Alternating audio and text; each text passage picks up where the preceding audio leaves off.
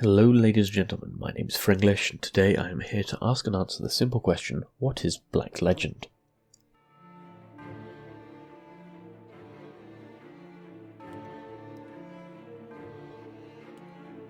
Blacklegend places you as a mercenary, fighting for redemption with 3 of your friends in front of a cultist-ridden city called Grant.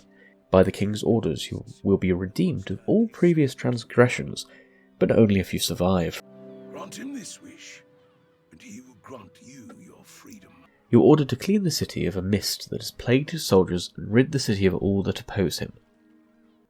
Martin, the greeter at the gate, teaches you about the rogue and sharpshooter class, and gives you some basic weapons just before your first battle, so you can quickly assign those classes to yourself or one of your friends and rearrange the weapons given, equipment as well as some potions and other tools. Progressing and buying certain weapons will unlock other classes, like the Plague Doctor and Langsknecht. Many other classes will unlock with many new skills, but switching too fast might not be all that smart, as a lot of skills of those classes need to be unlocked by other weapons, encounters, or items. Sometimes a tried and true combination will carry the day. Picking a basic class with some good positives and passives might be smarter than rushing into a new class with only one active skill. Not to mention, switching a class which hasn't been used before will require your character to learn the skill properly by using it and testing it before it can be fully utilised. You'll find many chests and treasures on the streets helping you out, as well as sometimes a light near a door, meaning some aid will be available.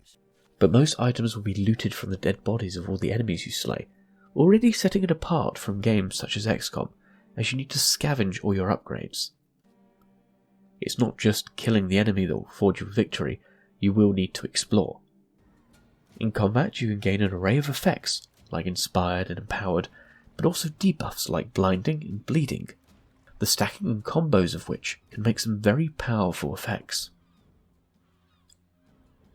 Your skill can also apply alchemy with certain skills and abilities, which combine to create catalysts, which are extra damage boosts on using your basic attacks. In combat, attacking from behind or flanking from the side will add a bonus to your attack, the range depending on your weapon. And consumables like potions and throwables will cost no action points to use. A tactical view can help you gain better oversight on the game. After you've used all your movement points, you can click enter and have one extra action to rotate the character to prevent flanking. Weapons like polearms can attack diagonally, and for range attacks you always see red or white indication lines if you can shoot a target from the position you are moving towards. Positioning is key in this game, and you'll often have to think 2 to 3 moves ahead to figure out not only where you'll end up, but where you'll be able to move next time. In every city corner you can find a tree, which will help your party heal a little bit. Places like the Merchant Quarter will have places to sell and buy items, as well as give you quests. The game itself is currently on Steam for €30, which is a bit high for the game. It might be one you only want to get on sale. However, saying that, the game is very polished, the voiceovers are good, very good, and they add a great depth to detail. The lore is rich with real-life people being referenced, such as the ancient Dutch great mathematician Christian Huygens. Reaper added that example to the script to force me to pronounce it. Pros are a large amount of classes and weapons, as well as really good customization that makes your party unique and can make playthroughs completely different each time. As you learn more and more combinations, you can also upgrade your characters differently, so a second run will feel very different. The narration is sublime as well, and adds a lot to the story. The graphics are spot on and give an amazing macabre 17th century vibe. It really feels like a dark, noir, ancient Renaissance feel. Cons will be that the combat might get a bit repetitive. While every combat is different and increasingly more difficult, in the end it always boils down to your 4 guys against 3 to 8 enemies. Having double the enemies in a small area is a rather cheap way to make the fight harder. The game is a bit underrated on Steam, but that's maybe because they priced it at €30 and it's slightly too high with the limited freedom that the player has.